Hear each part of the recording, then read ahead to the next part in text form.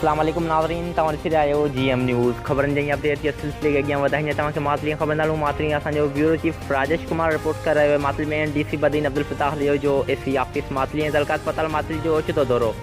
तफ़सील मूजिब deputy commissioner Badin Abdul फ़ताह लियो तहलका civil अस्पताल मातली ऐं असिस्टेंट कमिश्नर मातली ऑफिस में ओचितो दौरो कयो। उन मौक़े ते डिप्टी कमिश्नर बदीन चयो त तहलका अस्पताल मातली में MS डॉक्टर गुलाब कश्मीरी जूं ख़िदमतूं क़ाबिल तारीफ़ आहिनि।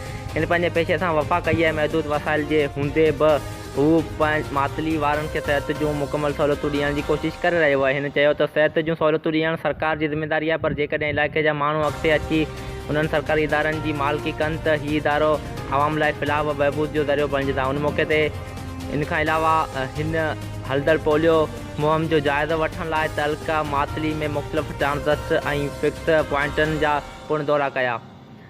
उन दौरान उन्हनि चयो त हर ॿार खे पोलियो खां बचा जा पूरा लाज़मी पीआरिया वञनि।